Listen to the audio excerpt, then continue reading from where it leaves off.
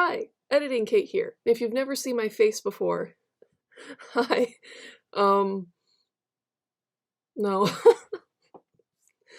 But I realized when listening back to this and editing it that I bumped the mic and I want to apologize.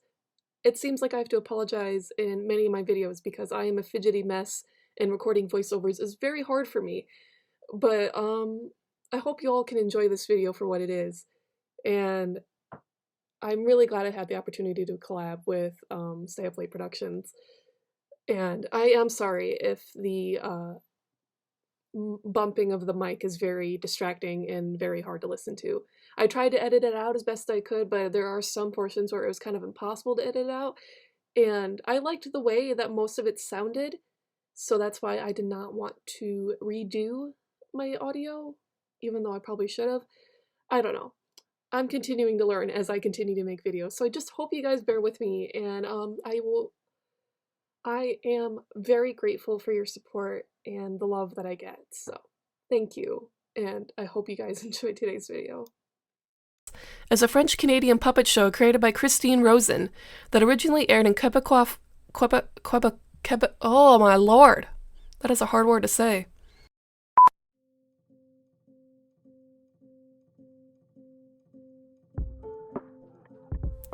Every once in a while, I'll find a piece of lost media that I find really interesting. Yeah, it can be quite frustrating since more often than not, there's very little information to even prove it exists. But today, I'm collabing with Stay Up Late Productions, and we're going to cover 8 interesting pieces of lost media.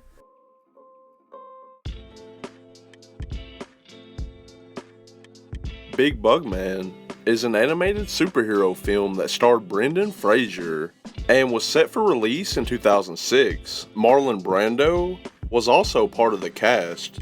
The film crew approached him to voice the character Nicholas Dunderbeck. However, Brando had something else in mind.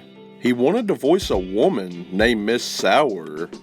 At this time, Marlon Brando was on oxygen for 6 hours a day and wasn't in the best health. So he may have opted for this role because Miss Sour was only in 3 scenes of Big Bug Man. Director Bob Bendenson spoke on Brando doing the voiceovers, saying that it took place at Marlon Brando's house, and while recording the voiceovers for Miss Sour, Brando dressed up like the character, wearing a dress, white gloves, a blonde wig, and makeup. The director of the film went on to say that this was done to get into character and to humor the crew. Once recording was finished, Marlon Brando said about the experience, quote, "The most fun I've had since playing Julius Caesar." This recording took place on June 10th of 2004. Unfortunately, less than 1 month later on July 1st, Marlon Brando passed away, making Big Bug Man his last performance. The plot for the film centers around Howard Kind, who is voiced by Brendan Fraser. He is an ordinary guy who works for a candy company, and his life changes one day after getting bitten by insects. He is now the Big Bug Man. The movie was finished, and this poster was created. The release date was 2006. Then, it was pushed back to 2008. After a few articles anticipating the film's release, word of Big Bug Man went quiet. We haven't heard anything since, and it seems like it's just been put to the side and forgotten about. The movie is registered on IMDb. We can also see some storyboards and concept art online.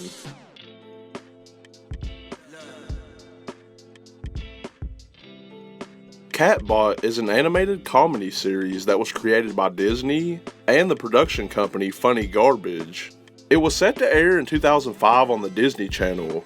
The plot of the show is about Catbot, a cat robot from planet Catatonia.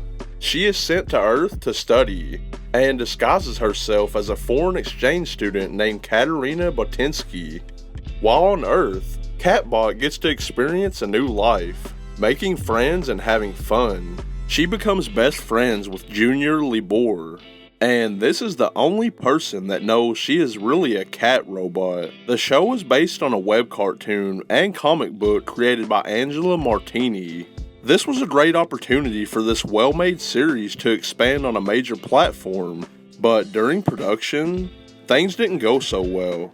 Creator of Catbot, Angela Martini, made a blog post about working with Disney, saying, quote, "A few years ago, Catbot was optioned by Disney. We made a pilot. It got shelved for a while, then resurrected into some horrid character of what originally was. To top it off, I was pushed out of the picture. I got the shaft, while all these strangers came in to make my show. It was a very painful time for me." End quote. Despite originally being greenlit for 6 episodes, Catbot was cancelled. The full pilot episode has been found and can be watched on YouTube. A few other clips from other episodes can be found as well, along with some concept art. This show looks cool, so I really hope the other 5 episodes are found one day.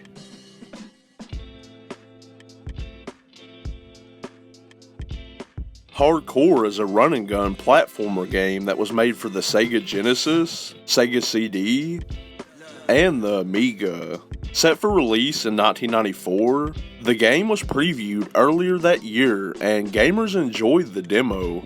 Gameplay and visuals are very similar to the Super Turrican games. People were excited for Hardcore, but midway through production, the development company DICE decided that they were going to start making new games, so they wanted to move away from the 16-bit look. Despite being 99% finished, Hardcore was scrapped. We can see gameplay of Hardcore, and it looks like it could have been a fun game. We can also see the main character on the title screen. After the 1994 cancellation, the game was never spoke of again, until it was announced in 2019 that the company Strictly Limited Games wanted to resurrect the cancelled platformer. Amongst this news, founder of DICE, Frederick Liljegren, spoke on the cancelled Hardcore project saying, "I know the care, love, sweat, and hard work that went into making Hardcore in the first place by all involved parties," going on to speak about the new version, saying, "It is fantastic that this product finally gets to see the light of day." Project Hardcore was released for digital download on the PlayStation Store in 2019 as promised. There is also now a port for the Nintendo Switch. Even though it took 25 years, I'm glad Hardcore can finally be played.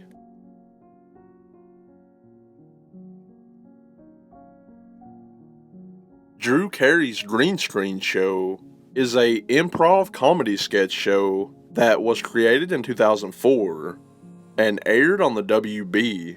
1 year earlier, Drew Carey's show, Whose Line Is It Anyway?, came to an end, and he was ready for a new project.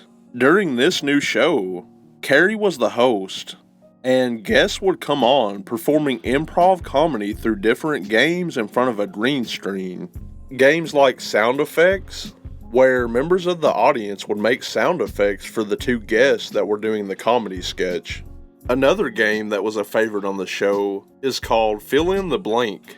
During this, Drew Carey would tell the audience the name of the scene with blanks in the sentence. The guests would act out the scene, while audience members try to fill in the blanks and find out what scene is being performed. This show was a moderate success and moved to Comedy Central in 2005. The first season was planned for 13 episodes. However, the show was unexpectedly canceled before the final episode made it to air. This episode featured comedian Ryan Stiles and actress Caitlin Olsen. It's said that the games played in the episode are called Scene, Story, Freeze Tag, and Hollywood Moments. After watching an interview of Ryan Stiles where he talks about the episode, I have a feeling that he may have had something to do with it never being aired. He said of the show, quote, "It ruined everything about improv, so maybe the episode didn't come out the way everyone wanted, and possibly made Ryan Stiles look bad or unfunny." The first 12 episodes of Drew Carey's Green Screen Show are available to watch online. Today, This comedy show was mostly forgotten about, so I'm not sure if the final episode will ever see the light of day.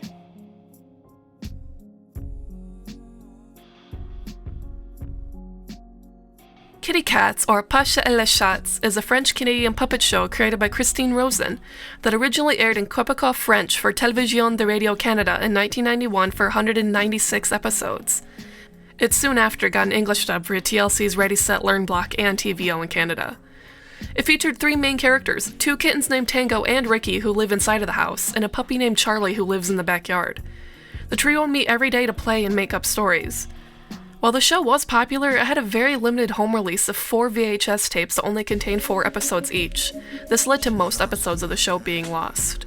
And according to the Lost Media Wiki, Volume 2 and Volume 4 have the French episodes found, but all English episodes from each of the VHS releases are still considered lost.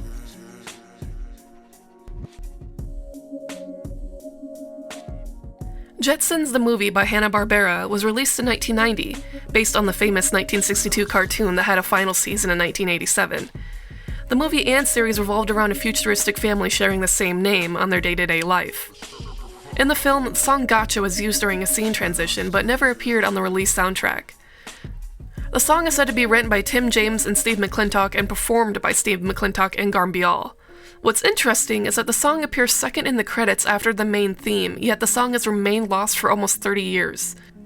There's a lot of speculation on whether a full version of the song even exists, and that it might never be found since the movie has aged so much.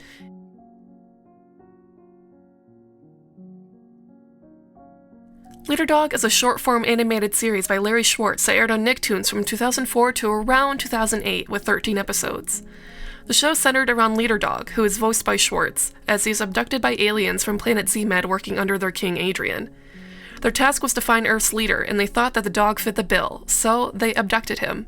Throughout the series, Leader would show the aliens how life worked on Earth by doing dog-like activities like chasing the mailman or playing dead. The show was flash animated, and most of the characters were voiced by animators, since Schwartz said he was inspired by Hanna-Barbera cartoons. He also stated, "We really wanted to create something totally original, yet familiar. The kind of shows I grew up with and watched on Saturday mornings. We wanted to tell funny stories with memorable characters, the kind that will become classics." Unfortunately, the show soon fell into obscurity due to irregular air times and little exposure. But on the day I'm recording this, 6 out of 13 episodes are still considered lost.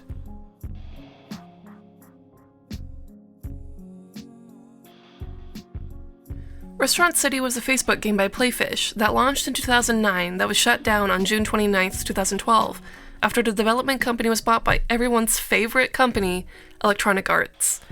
The game centered on managing a restaurant and handling the various tasks that position entailed. You could control pretty much every aspect of the restaurant, from employees to music and decor. Players could even visit their Facebook friends' restaurants. One of the most known features of the game was hiring employees, but that required the player to have at least one friend that also played the game. Employees could hold one of 3 positions: chef, cleaner, or waiter. One chef and waiter were required to make the restaurant possible, while cleaners were not necessary but helped to prevent negative reviews. The game also had a currency known as Playfish Cash that could help the player purchase special or functional items. Around 2016, a Russian version of the game was released under a different name, Restaurator, but it was changed to Restaurant Streets. It's an old Russian build of Restaurant City, but is missing many graphics and items from the original game. Playfish Cast was also replaced with Star Money, and the tutorial guide is a very generic chef instead of Maggie, the guide from the original game. So, there are 8 interesting pieces of lost media. I'm hopeful that most of these can be found, since I believe that most of these companies just have these in an archive somewhere and choose not to release them. Or maybe there are legal things surrounding these pieces of media that I'll never understand. Anyways, I wanted to thank Stay Up Late Alien for collabing with me. His channel is awesome, and I highly recommend you check out the video we did for his channel. I'll leave a link down below. Let me know some of your favorite pieces of lost media. I'd love to have a conversation with y'all. Leave a like and subscribe, but only if you want to, and I hope you all have a fantastic day.